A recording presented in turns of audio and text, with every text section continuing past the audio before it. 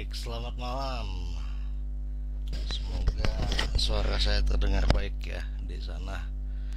Eh, Malam ini teras Dokter Ari kembali membongkar-bongkar gitar. Wah, ini kacamata udah copot pula lagi. Aduh, bisa aja nih kacamata nih. Sambil menunggu hadirnya teman-teman, saya perbaiki kacamata dulu. Entah kenapa nih tiba-tiba copot. Mudah-mudahan bisa. Oke, sebentar deh. Baik, selamat malam. Nah, Pak Powo udah langsung join nih. Nggak apa-apa, kita langsung, Pak.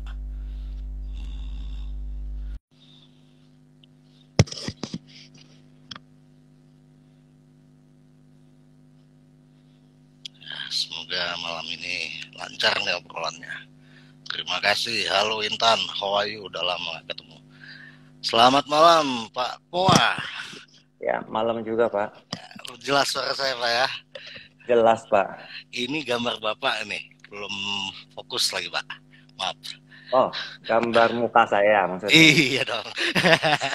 Segini kelihatan nggak? Ini mungkin Terbalik kan? belum terbalik ya, belum dibalik. Eh, Kameranya gimana ya kalau saya belum pernah pakai ini? Gini kali.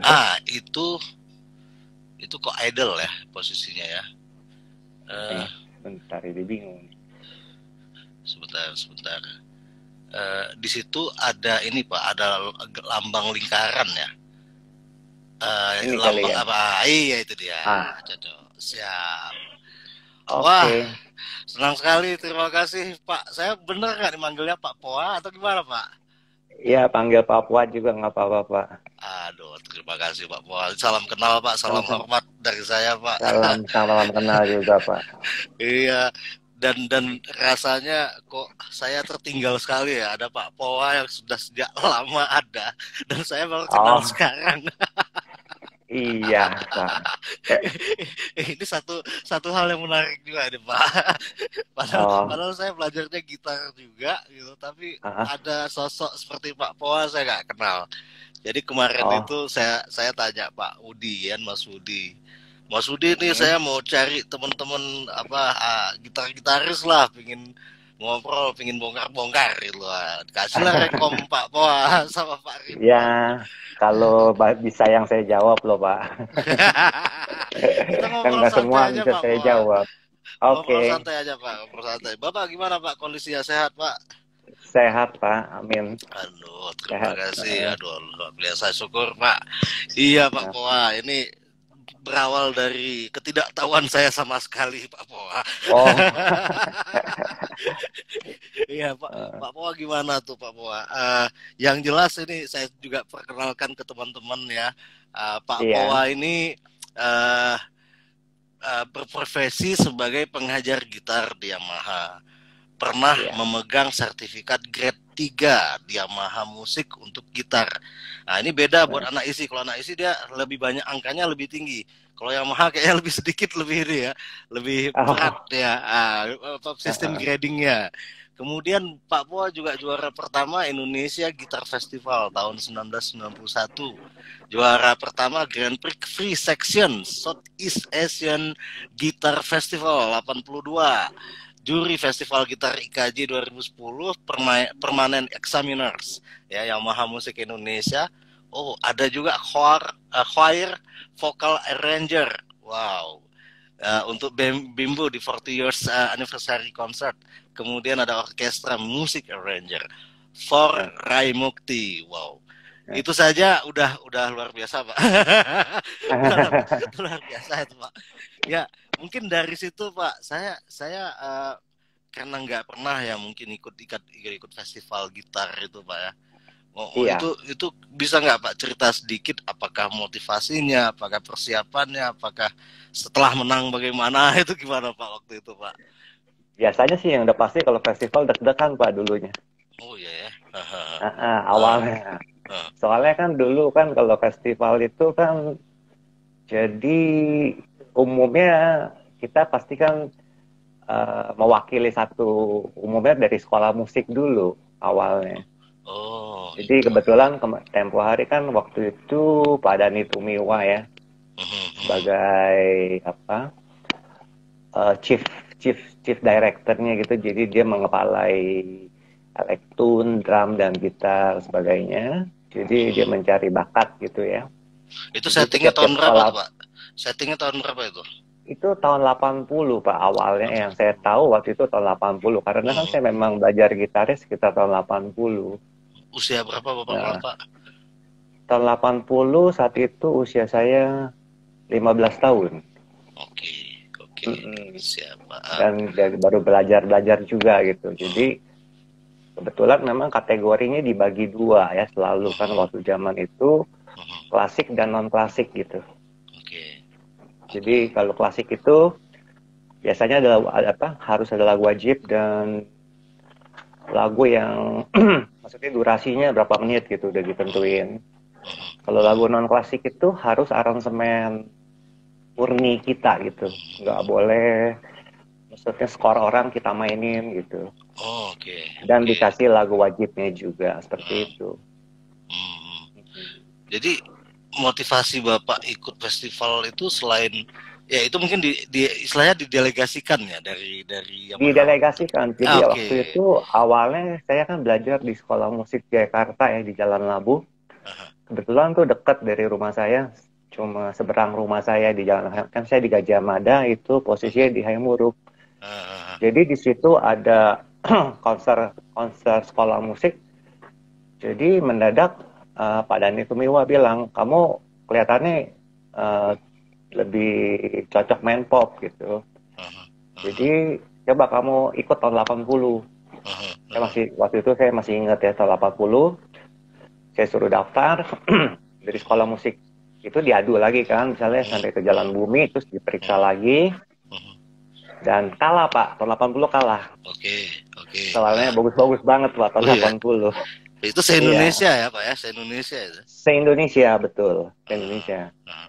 Uh, Tapi makna se-Indonesia waktu itu apakah memang se-Indonesia Pak atau se-Jakarta aja tuh? uh, enggak, karena bebas Pak. Itu yang Oh, daftar itu luar biasa banyak ya Pak. Jadi oh ya, ya. kita tuh Ah, dari di Jalan Bumi itu bisa dari pagi bisa sampai malam Pak.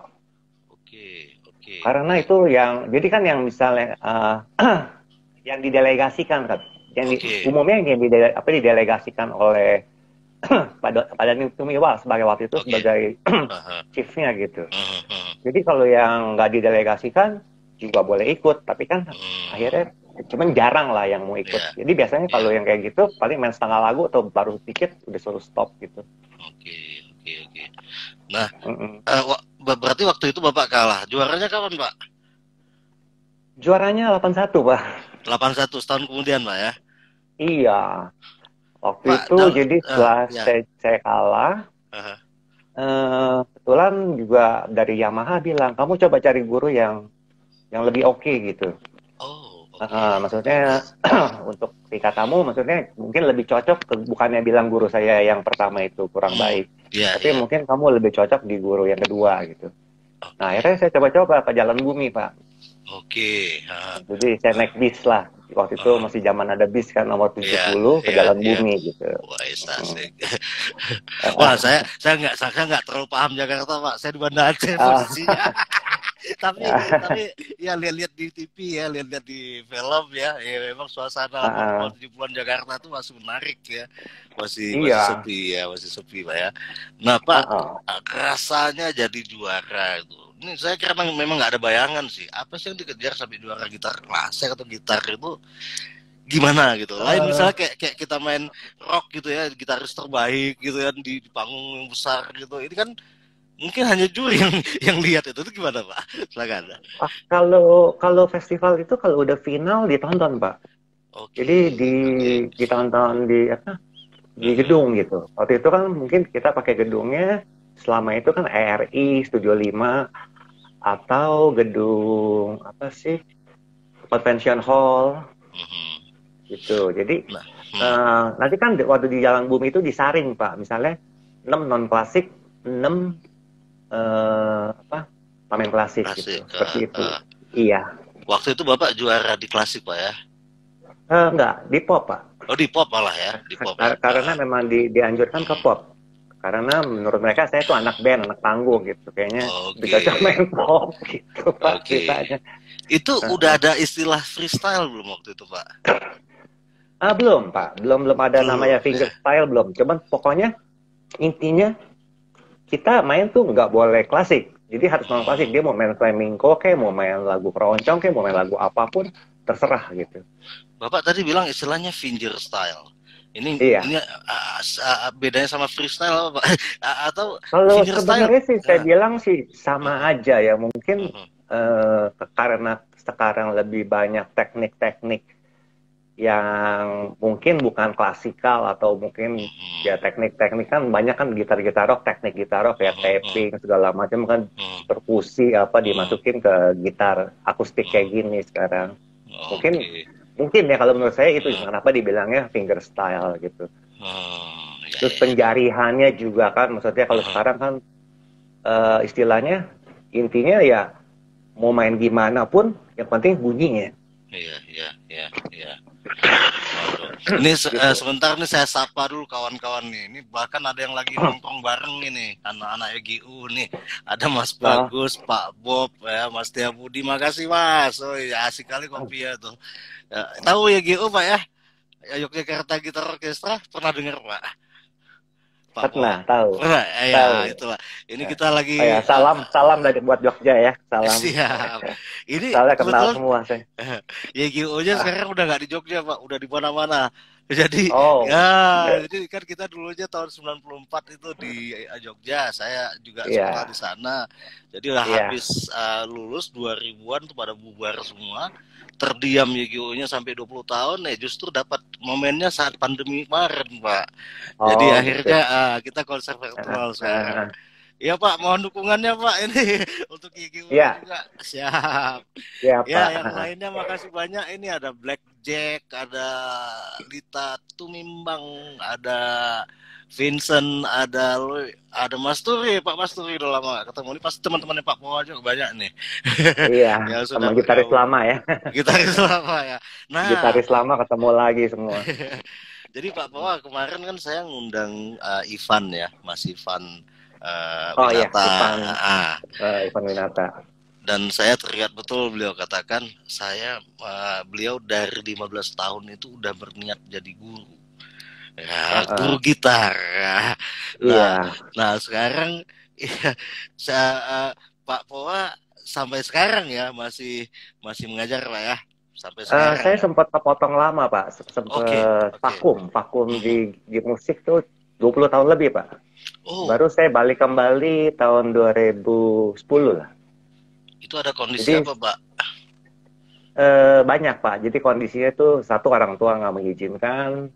Kedua juga saat itu kita memang ada kerjaan yang lain gitu, kerjaan general yang lain lah gitu.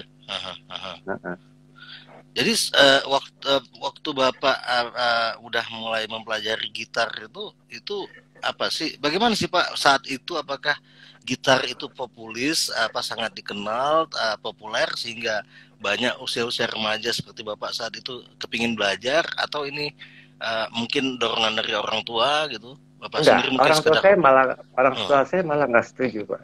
Oh gitu. Orang tua saya nggak setuju. Orang tua saya lebih setuju kalau anaknya karir yang lain gitu.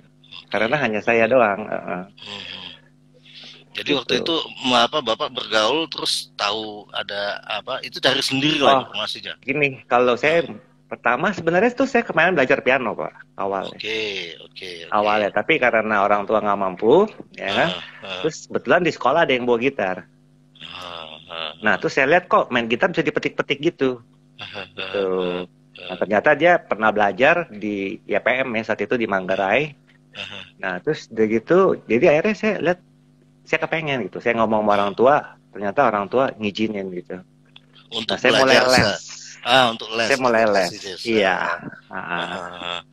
Terus lebih dari yang Pak Powa juga berikutnya ya. Setelah les ternyata eksplorasinya berkembang gitu ya. Iya, termasuk ya itu otomatis Pak. Jadi kita kan tanpa terasa kan mengalir gitu dengan adanya. Terus tahu-tahu seperti itu gitu.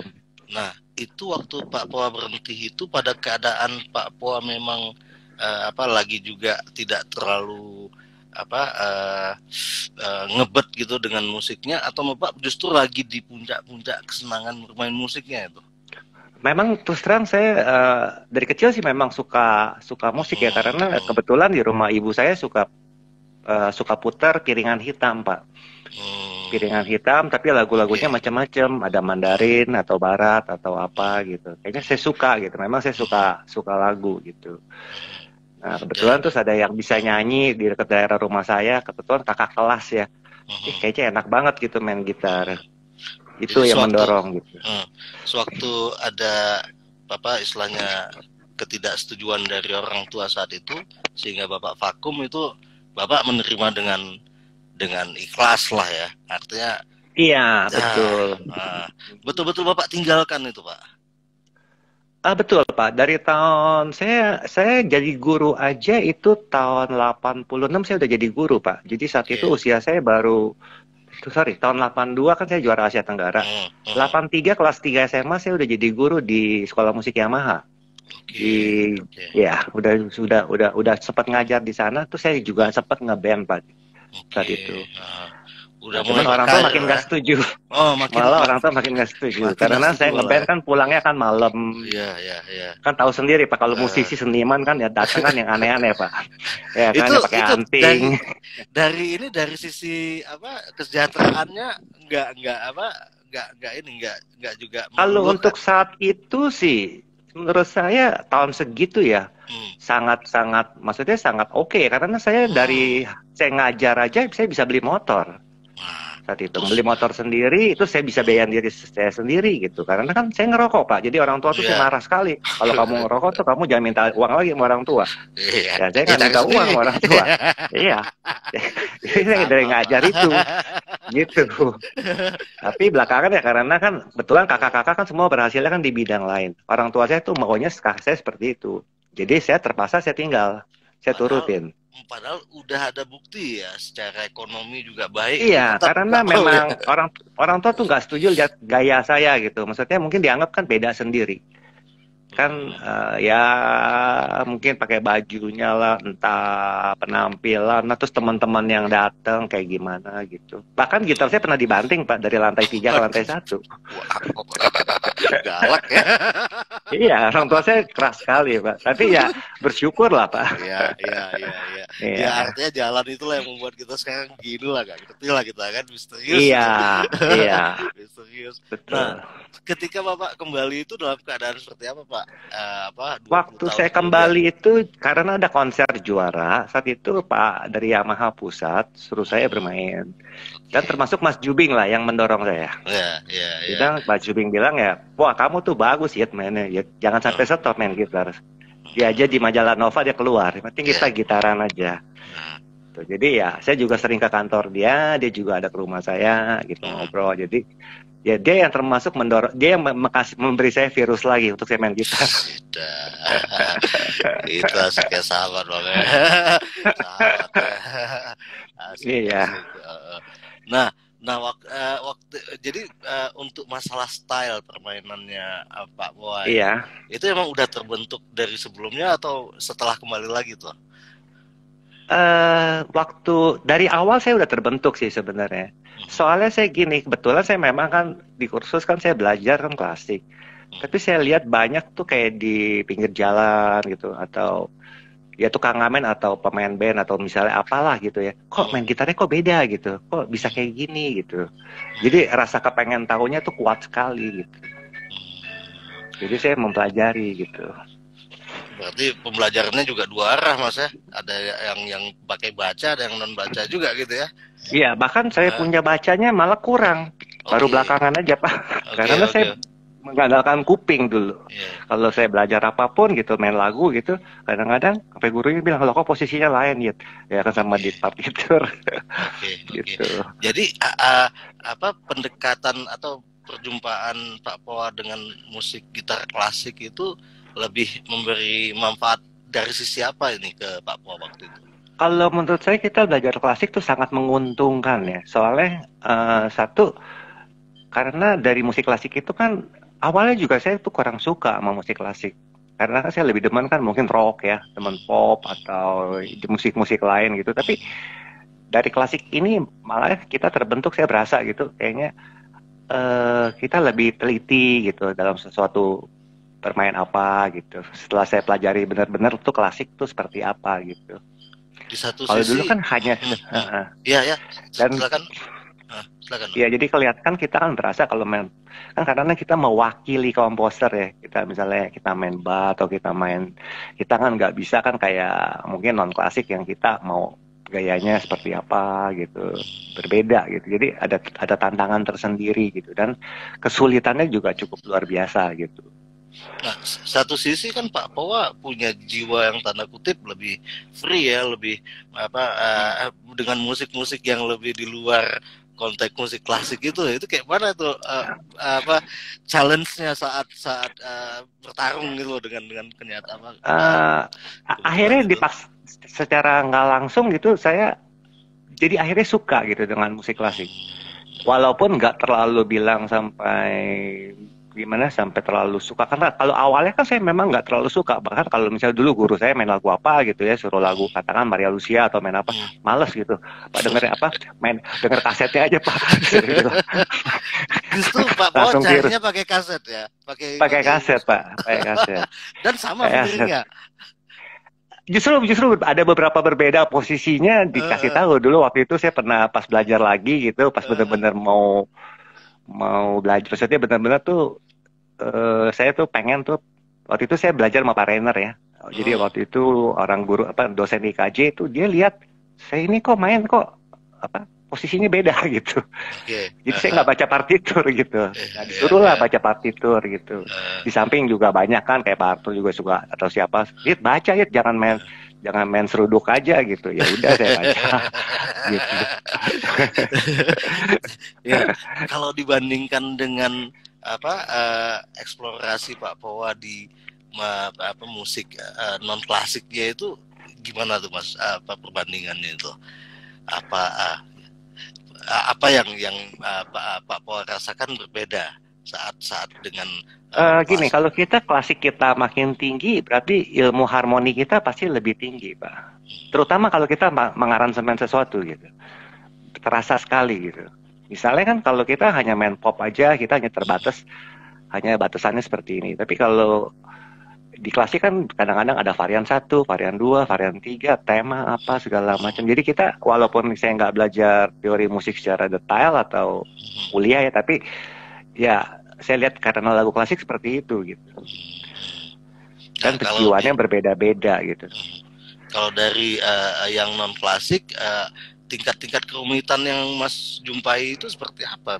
Saya bikin punya gambaran dua hal ini. Banyak Pak, karena apalagi kan zaman sekarang kalau saya lihat ya speed ya. Bisa speed itu, dan saya terus terang saya juga salut ya terhadap gitaris metal gitu kayak sambil salto bisa main gitar kayak gitu. Saya terus terang salut banget gitu, kayaknya sulit banget gitu, bayangin nih, maksudnya dalam keadaan kondisi yang biasa aja kita sulit gitu, dan speednya tinggi sekali gitu mainnya. Itu yang saya terus terang saya maksudnya ya itu yang saya kagumi gitu. Pak Powa mendefinisikan fingerstyle itu atau freestyle itu apa Pak? Dari pengalaman Bapak mengaransemen, saya lihat juga aransemen Bapak terakhir saya dengar tadi sebelum kita wawancara itu saya dengar ondel-ondel kan. Ini kayaknya penuh kali nih pilihan-pilihan warna yang dihadirkan dengan teknik-teknik yang unik ini ya. Jadi kira-kira kalau saya bandingkan ya dengan freestyle yang mungkin seperti Alif Bata yang lain ya nggak ada masalah ya siapa yang bagus siapa yang jelek, tapi artinya berbeda gitu. Jadi kalau Pak Powa mendefinisikan musiknya seperti itu fingerstyle ya istilahnya tadi itu apa Pak? Jadi sebenarnya tadinya kan kita kan kalau aransemen kan ya berupa satu not single gitu, kita bikinin iringannya, akordnya ya kan. Jadi kan karena ada fingerstyle segala macam kan, segala teknik kan dimasukin kan, yang tadi saya udah bilang kayak tapping lah, seperti apalah ya kan. Jadi ya saya hanya mencoba aja gitu mengikuti, karena gaya-gaya sekarang murid-murid sekarang aja kan kalau misalnya Pak kasih lagu ini, Pak ketinggalan zaman Pak, gaya sekarang mainnya kayak gini gitu. Jadi kan mau nggak mau kan kita kan, bagi saya tuh itu sangat berterima kasih sekali gitu. Jadi kan ada masukan dari murid, oh kalau gaya anak muda sekarang mainnya kayak gini gitu. Jadi saya tahu gitu. Jadi Ya, siapapun yang main pun gitaris gitu ya. Jadi saya suka gitu. Karena masing-masing saya lihat punya punya warna, punya kelebihan, harmoninya di mana. Kadang-kadang kita lihat, loh kok dia mainnya gampang, kok bisa enak gitu. Nah itu yang sulit Pak.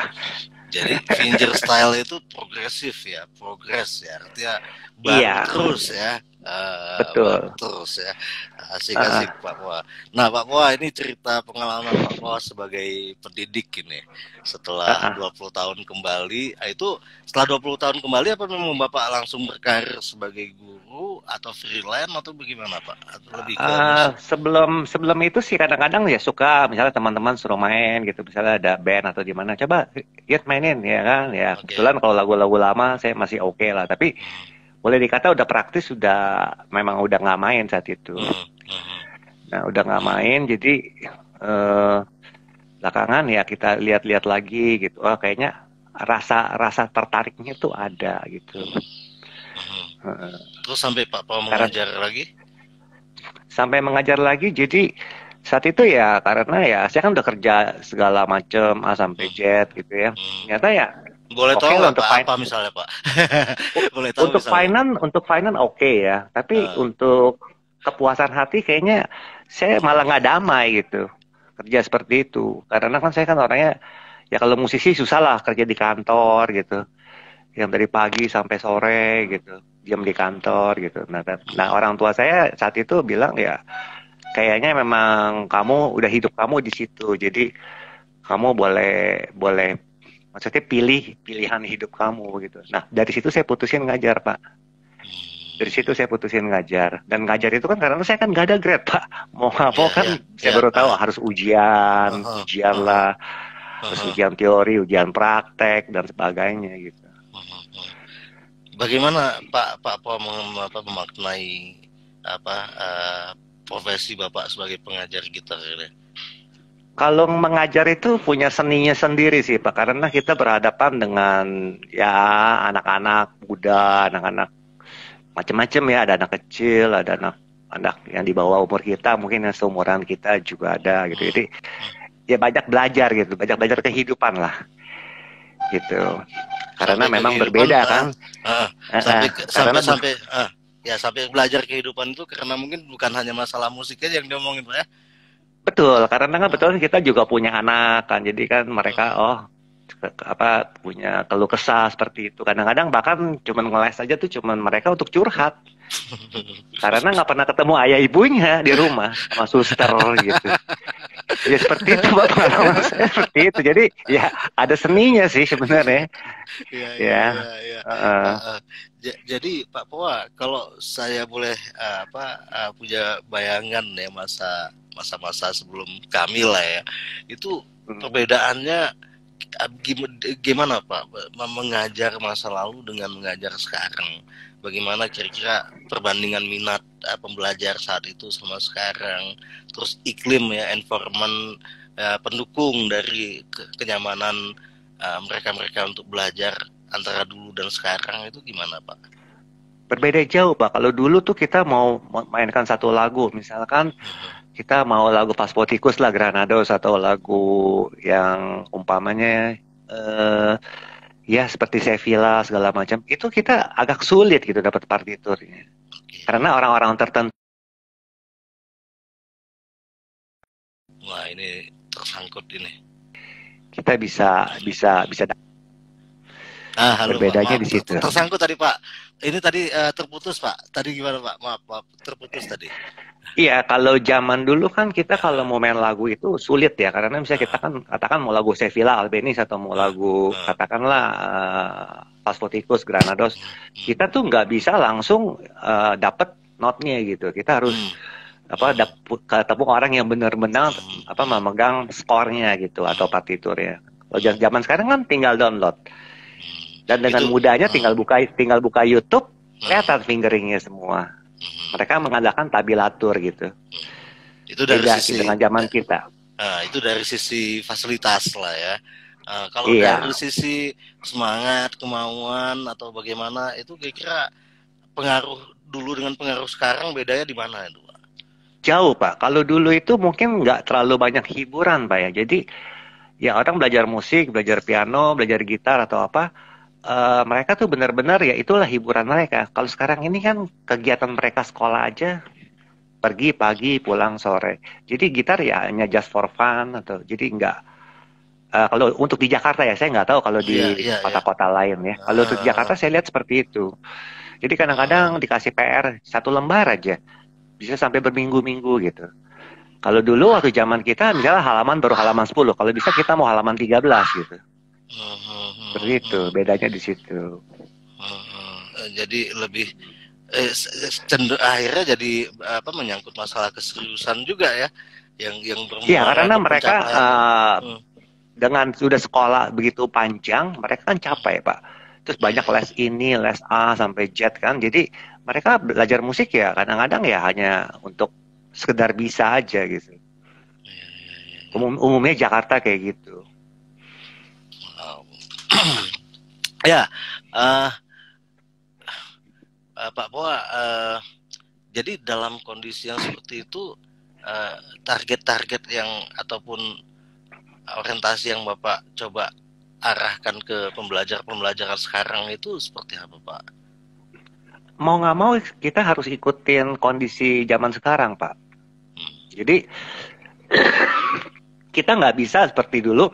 Ini notasi seperti ini seperti ini, berapa ketuk. Jadi mereka kadang-kadang kita harus seling juga. Mereka kadang-kadang minta lagu anu Pak, ya kan. Mau nggak mau kita harus kasih. Kalau nggak mereka boring juga gitu. Dan biasanya kalau udah lama, udah begitu udah mau masuk buku 1 atau buku 2 atau udah lumayan intermediate gitu, misalnya kita anggap grade 8 lah ya atau grade 7.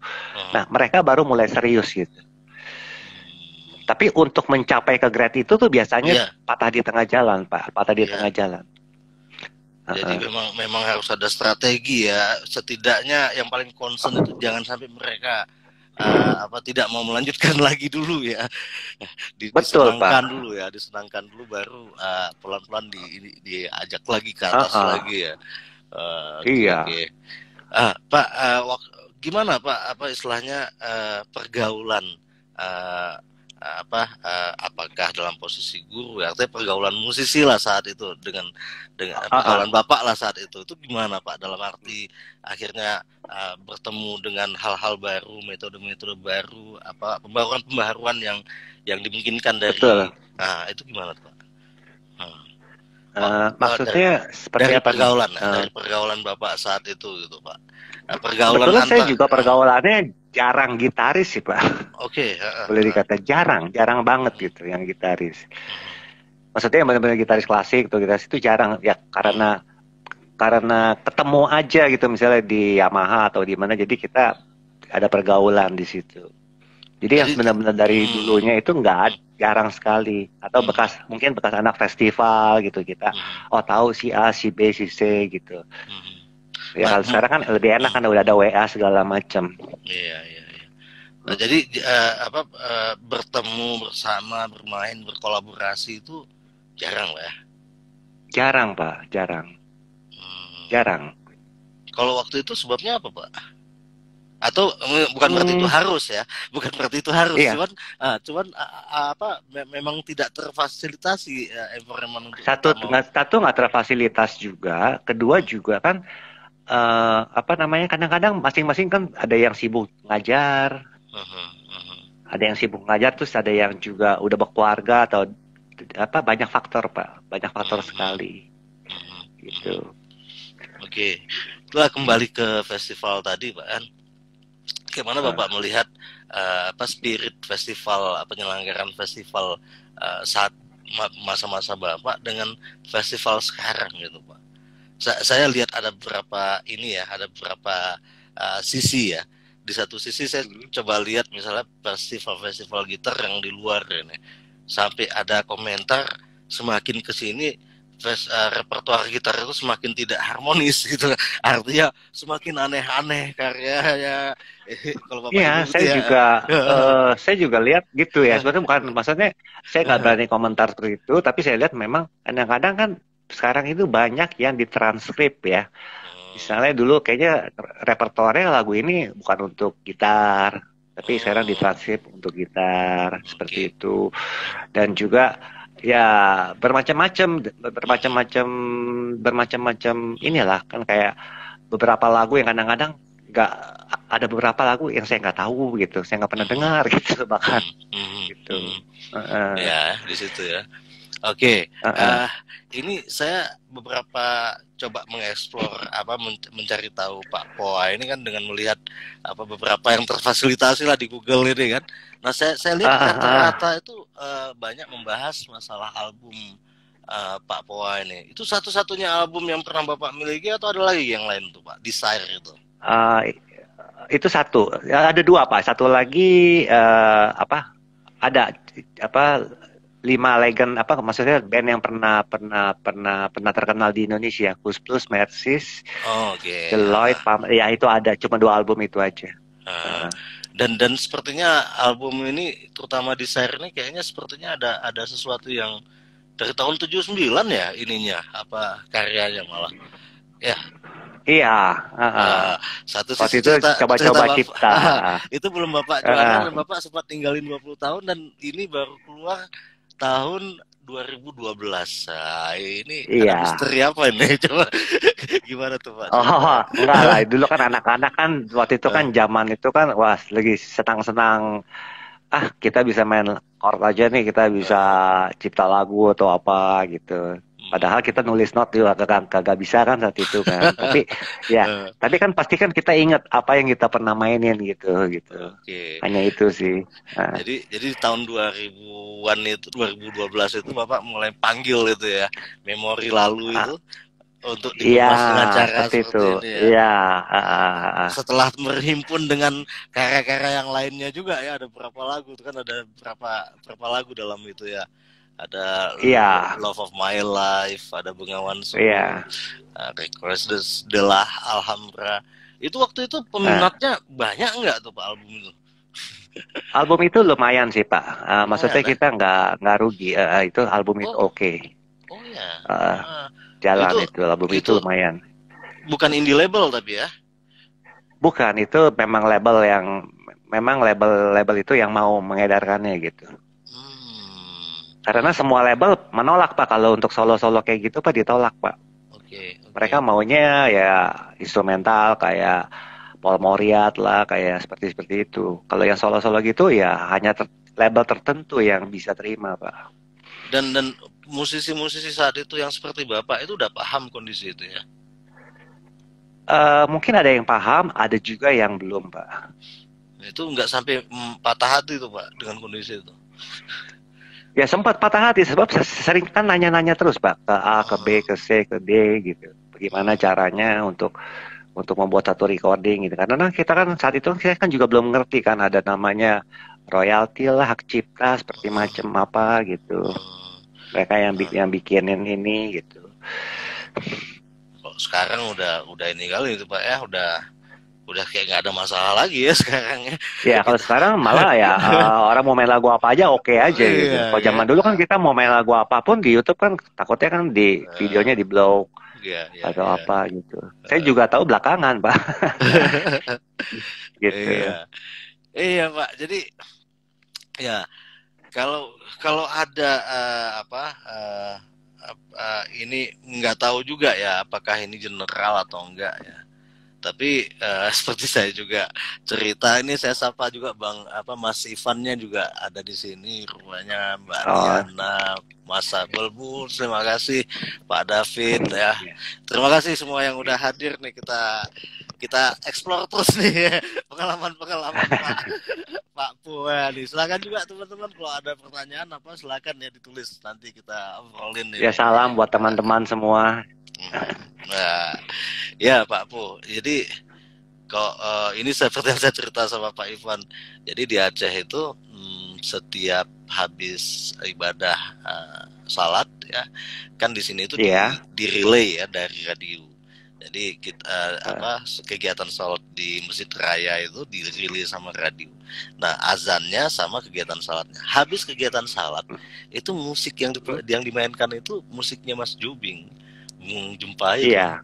Eh, Eh, jadi eh, eh, Dan itu sampai sekarang, Mas. Walaupun nggak semua radio, dulu hampir semua radio, sekarang udah ada yang Iya. apa putaran lain-lain. Pokoknya yang sifatnya hening lah ya. Ah, ah, Dan saya nggak tahu juga apa orang di Aceh ini melihat itu sebagai gitar klasik atau enggak gitu, apa mungkin dianggap musik iya. digital gitu ya. Ah. Ya karena saya sendiri peminat yang belajar gitar klasik itu sedikit gitu. Apakah kondisi itu terjadi juga dulu gitu, atau hanya menurut Pak Po enggak juga gitu? Gimana kira-kira peminat musik gitar klasik itu? Mungkin kalau sekarang ini ya, belakangan ini ya, oke lah ya. Nah, soalnya kan dengan saya lihat banyak banget gitaris-gitaris muda kan yang di YouTube dan sebagainya. Kalau zaman-zaman waktu kami dulu ya kelihatannya mungkin ada tapi nggak terlalu banyak gitu Pak. Gitu. Karena mungkin mereka kan ada juga kan orang yang memang lebih condongnya dia hanya main klasik gitu, karena dia lebih suka main klasik dibandingin main lagu-lagu non klasik. Banyak itu saya temuin gitaris-gitaris itu, pianis malah nggak suka gitu lagu lain kecuali lagu klasik. Banyak gitu seperti itu. Jadi bukannya mereka nggak bisa, mereka nggak mau gitu. Nggak mau. Jadi kalau menurut pengalaman pembelajar Pak Powa itu, minat mereka belajar musik gitar klasik itu rata-rata apa Pak? Mereka itu intinya gini, mereka itu mau misalnya seperti A gitu, seperti B, ini Pak mainin kayak gini gitu, lagu apa kan bisa mainin lagu ini gitu. Malah kalau kita kasih tuntun lagu klasik gitu, mereka lagu apaan Pak gitu, kurang ini, tapi tetap kan kita harus link gitu, karena itu kan basic standar klasik ya, tetap harus kita ajarkan gitu. Oke. Tapi satu sisi kita punya cerita tadi juga ya, setelah dia mulai minat mau belajar, ngejagain jangan sampai dia berhenti juga satu hal tersendiri Pak ya. Iya, susah memang. Pak, kalau Bapak lihat progres pendidikan musik gitar ini Pak, baik yang mungkin dari lingkungan institusi yang tempat Bapak berada atau dari pantauan Bapak secara luas itu di Indonesia sekarang ini gimana Pak? Saya nggak bisa terlalu komentar kalau di luar Jakarta ya. Kalau saya lihat di Jakarta ini sih ada yang serius, tetap ada, cuman tertentu gitu Pak, hanya beberapa gelintir orang. Dan biasanya kalau yang udah serius itu yang udah tingkatnya udah mulai masuk grade 6 atau grade 7 Yamaha gitu. Baru mereka serius gitu. Tapi kalau baru grade 8 aja kadang-kadang mereka ini ngeband aja Pak. Karena di sekolah-sekolah mereka ada band atau apa gitu. Kalau sistem belajarnya Pak, bagaimana perkembangan sistem belajar masa lalu sama sistem sekarang? Belajar sebenarnya zaman sekarang tuh enak banget Pak. Maksudnya tuh nggak sulit kayak dulu kan. Maksudnya kita benar-benar terangin detail kan. Ini seperti ini seperti ini. Kalau sekarang ini kan yang penting mereka ya ini bunyinya seperti ini gitu. Ya kadang-kadang banyak Pak lagu orang yang bisa main lagu. Murid saya banyak Pak yang bisa main lagunya yang tingkat-tingkat tinggi. Tapi begitu saya suruh baca yang grade 6, grade 7 kelihatan. Wah ini nggak bisa. Mereka hanya lihat tabilatur. Oh gitu ya.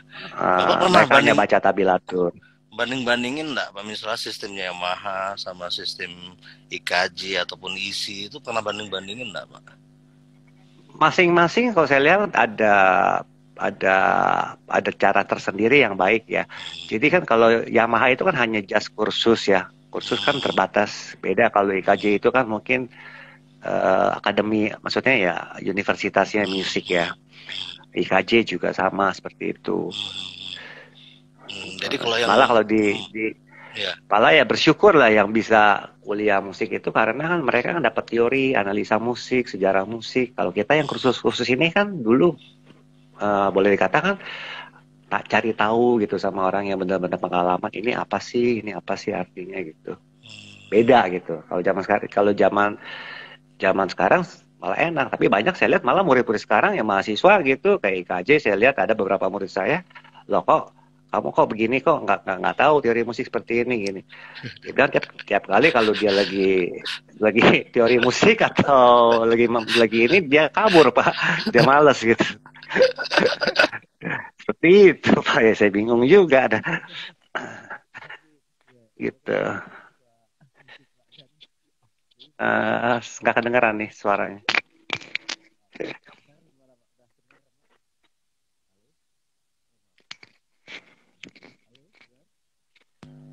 Nah, sekarang gimana Pak? Dengar? Kedengeran Pak. Oke. Ya, jadi yang Bapak bilang itu benar sekali ya.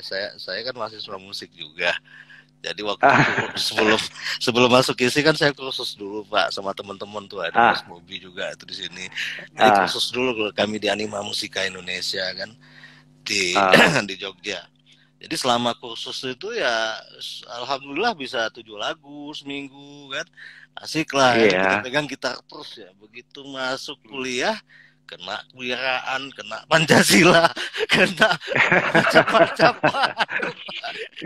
Satu sisi betul Pak Paul bilang kan, betul kita dapat teori, kita dapat sejarah dan itu ya kita syukuri kan. Tapi yang lain-lainnya itu juga nggak jelas itu Pak. Jadi yang jelas wasting time. Jadi ya bener kayak komentar Bapak itu. Dan justru itu Pak, ini dalam upaya untuk mengimbangi itulah Pak. Jadi saya jujur ingin merasa ya saya sendiri sepertinya nggak punya pembaharuan gitu Pak. Ya mungkin selama ini saya sengaja mengajak siapa saja ya, siapa bisa Bapak rekomendasi, saya ngajak ngobrol kan. Selain juga untuk kawan-kawan lah biar semangat untuk terus bergitar gitu ya. Jangan Bapak setuju nggak kalau dibilang gitar, terutama gitar klasik itu adalah dunia sepi Pak? Dunia apa Pak? Sepi. Dunia sepi maksudnya gimana Pak? Saya kurang gitu. Kalau ya artinya dunia sepi itu ya bukan seperti kita orientasi mungkin teman-teman yang di musik-musik ini ya, musik-musik panggung ya, yang panggung besar, megah gitu ya. Sementara di gitar klasik sendiri kita tahu bahwa kita bisa hitung ngajari nih penampilan gitar tunggal misal dengan orkestra kan, atau tunggal dengan penonton sampai di atas 400 mungkin kita bisa hitung jari ya, kecuali mungkin di kampus ya, ataupun nah itu yang saya maksud dunia sepi. Bapak setuju nggak seperti itu? Betul Pak, setuju. Dan setuju. Dan apakah itu juga bisa jadi alasan buat tidak termotivasi belajar gitar? Kalau saya lihat seperti ini, jadi kadang-kala gini, mungkin karena traffic light ya di Jakarta tuh macet sekali ya. Jadi kadang-kadang kalau suka ada konser di Erasmus Swiss atau di mana gitu, jarang tuh yang datang gitu. Jadi karena kebentur jam macet gitu kan, memang tuh kalau Jakarta jam segitu tuh waktu sebelum pandemi parah-parah banget Pak macetnya. Dan juga kadang-kadang repertoarnya juga terlalu berat Pak kadang-kadang. Misalnya lagunya ya kalau anak yang kalau yang udah guru-guru mungkin tingkatannya tahu ya lagu-lagu seperti itu. Tapi kalau kadang-kadang kalau tingkatan murid kayaknya terlalu berat gitu. Ada beberapa lagu yang terlalu berat gitu. Kalau menurut penilaian saya sih gitu. Sebenarnya sih oke aja, tetap harus ada 1-2 lagu seperti itu. Tapi kadang-kadang pernah saya lihat juga konser belum habis udah pulang sebagian. Dan bahkan orang tepuk tangan, lagu belum habis sudah tepuk tangan. Berarti kesimpulannya kan mereka belum tahu lagu ini. Gitu. Iya. Ada poin menarik juga tadi Bapak bilang masalah traffic light gitu soalnya ya. Kan ada beberapa traffic light itu pengaruh sekali Pak. Pengaruh sekali. Jadi saya langsung berpikir tadi itu, wah dalam mempersiapkan konser ini menentukan waktu yang tepat, apalagi musik yang butuh perhatian khusus itu juga relatif kunci ya. Iya. Iya. Karena kan kita pakai waktu reguler aja selama ini, orang konser jam 8 ya jam 8. Iya kan kayak gitu kan. Enggak sampai ke situ juga ya. Terus tadi yang masalah repertoar itu tadi ya. Dari sisi performance-nya ya. Cuman bagaimana kita tahu apa yang diinginkan audiens itu, Pak? Kalau saya lihat gini Pak ya, kalau zaman-zaman festival aja kan, kalau festival Pak ya, kalau lagi klasik semua hening Pak, kayak tegang gitu. Begitu ada pop, baru mereka kayaknya ceria. Jadi menurut saya mungkin ya, satu orang gitaris klasikal gitu ya, ada satu lagu yang populer lah gitu. Mungkin ya, ini menurut penilaian saya. Karena selama ini saya Oke. belum pernah lihat seperti itu. Belum pernah lihat seperti itu. Ya, mungkin ada ya, tapi saya nggak perhatiin seperti itu. Jadi misalnya katakan dia main lagu A sampai klasik, tapi ntar di tengahnya mungkin ada lagu satu yang lagi populer gitu, atau misalnya ya entah apa gitu. Yang bikin sesuatu jadi orang sesuatu yang berubah gitu, berubah suasana gitu. Karena klasik itu kan benar-benar kan kita kan menyimak kan, detail banget gitu. Apalagi kalau kita dengerin satu orang main bah, bayangin Pak sampai berapa menit, ya kan? Lagu bah panjang banget kan. Iya. Terus apa? Kalau ya sebenarnya nggak ada harusnya juga ya. Tapi saya berpikir, jadi kapan ada kesempatan masyarakat untuk bisa memahami musik seperti bah itu gitu? kalau kita sendiri Mungkin ya ada sih Pak, beberapa kalangan tuh ada ya. Cuman timingnya mungkin kalau di Indo ya seperti ini Pak. Beda mungkin kalau di luar negeri ya. Kalau di Indonesia saya lihat masih belum ya, belum bisa menghargai gitu kayak musik-musik bah gitu, atau musik-musik klasik yang pada umumnya gitu. Dan bahkan kan kadang-kadang kan orang kan berpikir kan kadang-kadang kan mereka nggak ngerti gitu apa yang ditampilkan dengan pemain tersebut gitu. Jadi ngelihatnya Soalnya memang itu main klasik itu susah sekali Pak, karena ya kita kadang-kadang orang bilang main phrasing lah, main apa. Saya anggap main klasik bisa bersih aja udah bersyukur Pak. Sulit sekali. Klasik itu kita mau bersih tanpa melejit itu susah sekali Pak. Apalagi satu konser misalnya dia main klasik terus, sungguh luar biasa Pak. Oke. Ya, ini Pak, ini mungkin bagian terakhir ini Pak. Saya kalau masalah pribadi Bapak nggak berani ngomong macam-macam lah. Orang tua saya di sana. Iya. Iya. Tadi saya ada yang salah. Nggak ada apa-apa Pak, nggak ada masalah. Ini kan kita kan lagi sharing aja. Sharing Pak ya. Iya, saya terakhir ini Pak, ini antara kebetulan saya juga fokusnya di etnomusikologi ya, di bagian-bagian musik dan budaya dan Bapak kan saya lihat aransemennya, pilihan-pilihan lagunya ya seperti ondel-ondel, gesang gitu ya. Terus ada juga sih lagu-lagu bule ya seperti Love of My Life yang lain-lain ya. Ya, saya ingin lihat dari sisi ini, sejauh mana gitar ini bisa merepresentasikan nuansa Indonesia itu Pak, dari pengalaman Bapak membuat aransemen atau memainkan pinjil style. Itu yang sulit Pak, jujur itu yang sulit ya. Kalau kita bermusik itu bikin kasana yang benar-benar Indonesia gitu. Soalnya kalau kita benar-benar kasana Indonesia, kadang-kadang kita ya banyak saya lihat pemain kan yang bilang, aduh saya main begini doang bagus kayak ya, bagus gak? Padahal ya is okay gitu, tapi rasa percaya diri jadi nggak ada gitu. Karena dengan macam-macam teknik yang ada sekarang gitu. Dan bahkan saya pernah lihat kan. Apa yang Bapak tidak temukan, Pak? Apa yang Bapak tidak temukan dari yang Bapak katakan itu yang sulit itu? Ya kan maksudnya kasana musik Indonesia misalnya ya nggak semua ya, misalnya ada beberapa gitu.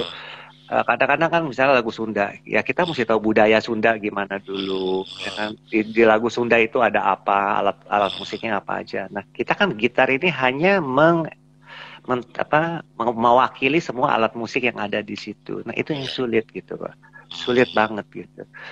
Dan kita punya jiwa juga harus masuk di situ.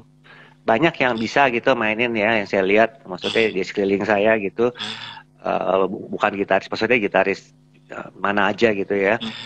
Mereka secara teknik oke banget gitu, tapi buat rasa saya nggak dapat gitu. Menurut saya nggak dapat gitu, saya nggak mendapatkan rasa gitu. Bukan teknis, saya rasa Pak. Rasa ya. Iya, kalau menurut saya tuh kalau musik rasa gitu. Kadang-kadang ya aransemennya biasa gitu ya kan, ya yang simple tapi rasanya ada gitu, enak gitu. Nah tapi kalau orang zaman sekarang, anak muda ya saya lihat ya, mereka udah nggak memperhatikan itu. Mereka kelihatannya yang penting hebat dulu, main kayak gini gitu. Who am I gitu. Alright. Iya. Jadi sampai sebegitu sebegitu detail menurut saya Bapak melihat itu ya. Menurut Bapak, Iya, seberapa indah sih karya-karya yang kita punya di Indonesia ini, Pak? banyak Pak. Sebenarnya kalau kita mau ngulik tuh banyak sekali Pak. Karena kan tiap-tiap daerah tuh Pak ya, lagu-lagunya kan pasti beda-beda gitu. Jadi yang paling sulit apa? Misalnya kita bayangin, oh ini sekali orang main itu, kita tahu, oh ini lagu Batak gitu. Oh ini lagu apa gitu. Walaupun nggak pasti eh, asal asal asal asal lagu itu dari mana gitu. S- eh, Itu yang sulit se- Pak. Sejauh mana Bapak lihat? Mungkin secara tekniknya dapat, tapi Mhm, mhm. secara rasanya yang susah Rasanya Pak. nggak dapat ya. Sejauh Mm-mm. mana Bapak melihat potensi ya, eh, mungkin mudah-mudahan ya bisa bisa menjadi apa istilahnya, bahkan pembaharuan dalam dalam dalam musik gitar ya. Eh, Potensi dari gitar sebagai alat musik. Saya nggak tahu juga nih Pak. Pak pegang gitar apa aja Pak? Gitar klasik sama fingerstyle aja atau gitar elektrik juga Pak pegang? Gitar elektrik iya, bass iya Pak. Oh semua ya. Oh ya udah dawai lah ya, bersenar lah pokoknya ya. Iya, Semua ya. cuman Itu hanya Bapak, just for fun aja Pak. Bapak melihat kalau mungkin spesifik untuk gitar akustik ya, apa klasik atau yang fingerstyle Iya. dengan segala kemewahan teknik ya, terus konstruksi alatnya, kemudian eksplorasi gaya-gaya bermainnya, dengan khasanah Indonesia kita Hmm. ini, terutama karya musik yang pernah ada, sejauh mana dua hal ini bisa punya potensi untuk untuk membanggakan kita lah Pak. Dan itu juga tentu akan berpengaruh untuk teman-teman gitar jadi lebih optimis lagi Yang ya, sulit cuma satu Pak. Oke. Yang sulitnya gini, bukan gitaris kita nggak bisa ya, gitaris kita ini terbentur dengan waktu, kadang-kadang ekonomi Pak. Jadi kan kalau kita mau mencapai arah itu, kita harus benar-benar tuh fokus Pak. Nah ini yang sulit gitu. Karena kan mereka ngajar, mereka entah gimana gitu. Jadi saya lihat ya, Nggak terbenturnya bisa di situ Pak. nggak bisa sambil Banyak lalu saya lihat ya. yang semester 2, semester 3, semester bagus Hmm. banget mainnya gitu. Tapi kok belakangan jadi beda gitu. Ya setelah saya pelajarin ya, karena kebentur masalah ekonomi gitu. Karena Oke kan Pak. susah ya kalau mereka kan harus kuliah juga, apalagi mereka udah berkeluarga, terus harus ngajar juga. Waktu mereka untuk latihan mungkin udah nggak ada lagi Pak. Karena kan itu harus benar-benar fokus Pak. Baru bisa mendapatkan apa yang mereka mau gitu. Itu Dan yang sulit Pak. kalau kita fokus, kita belum tentu bisa dapat yang lainnya itu ya. Iya, saya lihat gini Pak ya. Kayak gitar, kayak saya keseringan berapa kali lihat festival gitu ya. Kita sama Thailand gitu. Kita kalah jauh Pak. Oke. Jauh. Padahal kalau kita lihat ya, dulu tuh Thailand sama kita. Mungkin Thailand takut Pak sama kita. Untuk Asia Tenggara ya, tingkatan Asia Tenggara ya. Karena zaman waktu itu kan zaman-zaman tahun 80-an itu seperti yang lain-lain, Mahes segala macam. Itu luar biasa Pak. Mungkin mereka mau jadi runner up juga masih mikir-mikir Pak. Tapi kalau sekarang saya lihat terbalik Pak, upside. Kayaknya kita sama Thailand tertinggal jauh. Secara teknik, secara apa. Setelah saya selidikin, tanya-tanya sini sono, ternyata ya mereka memang sekolahnya ya kadang-kadang cuma homeschooling, tapi mereka fokus di gitar gitu. Itu perbedaannya. Itu pengaruh sekali gitu. Padahal kalau kita lihat banyak sekali Pak anak-anak Indonesia yang bakat, banyak Pak, luar biasa banyak. Tapi stuck, kebentur gitu. Udah pada saatnya, udah sampai titik itu aja Pak. Gitu. Sebagai orang tua nih Pak, dan sebagai maestro Pak Suhu kami ini. Jangan ditinggal panggil maestro Pak. Saya belum maestro Pak. Iya buat kami lah Pak, udah oke itu Pak. Iya Pak, jadi sebagai orang tua Pak, apa saran Bapak untuk masalah itu? Kalau menurut saya ya kita nggak perlu memaksakan diri, maksudnya yang penting paradigma pola pikiran gitaris gitu, maksudnya untuk yang muda-muda ya. Kadang-kadang tuh gitaris berasa, aduh saya main harus begini nih baru dilihat orang gitu. Padahal belum tentu. Padahal dia hanya main lagu sederhana, tapi kita berasa gitu, ih dia bagus gitu. Jadi kadang-kadang itu yang memicu mereka mau naiknya loncat gitu. Misalnya lagu ini belum selesai, tiba-tiba loncat ke lagu yang ya dengan baca tabilatur segala macam, pokoknya inilah saya gitu. Padahal kalau menurut pandangan saya nggak harus gitu. Banyak toh orang yang main lagu kayak orang bule atau orang mana, dia main lagu sederhana loh, Tapi kita berasa gitu, rasanya dapet gitu, ngalir gitu. Daripada ya, tapi kalau di sini kan kita anggap gini ya, maksudnya bukan di Indonesia ya, mungkin untuk kalangan Asia saya juga nggak tahu ya seperti itu. Yang penting teknik dulu. Wah, kita sampai bahkan ada gitaris kan yang ngomong sama saya, Yit, kalau teknik kita tinggi, nyali kita besar. Wah, saya bingung. Kalau udah ketemu kayak gitu, saya jadi bingung, Pak. Saya bingung jawabnya. Kalau menurut saya nggak seperti itu. Kadang-kadang orang yang tekniknya pas-pasan, tapi dia bisa menghasilkan yang oke gitu. Bahkan yang tekniknya tinggi, tapi saya rasa kayaknya maksudnya pengertian saya kayaknya mesin banget gitu. Mainnya tuh buat di telinga saya nggak dapat gitu. Mungkin ini kan masalah selera taste ya.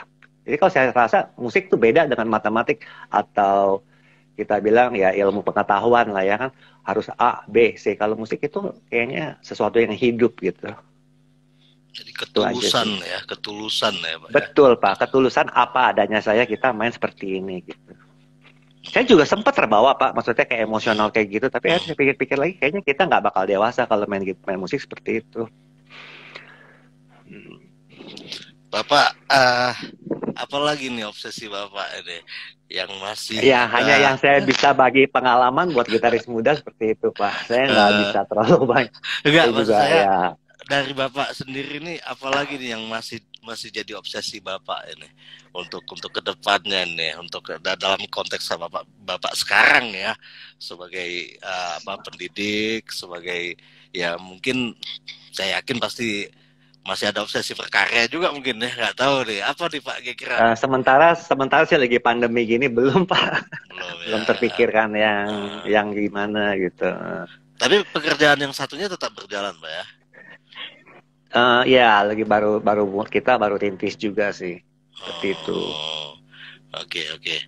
Ya Pak, saya kira menarik sekali Pak. Memang kalau kita ingat-ingat obrolan kita ini sepertinya biasa-biasa saja, tapi ini akan ada terdokumentasi di akun saya dan kadang-kadang saya lihat kembali Pak. Ternyata banyak hal-hal penting juga yang kita bicarakan sebenarnya. Saya yakin sebenarnya malam ini banyak hal penting dan yang saya syukuri saya bisa kenal Bapak.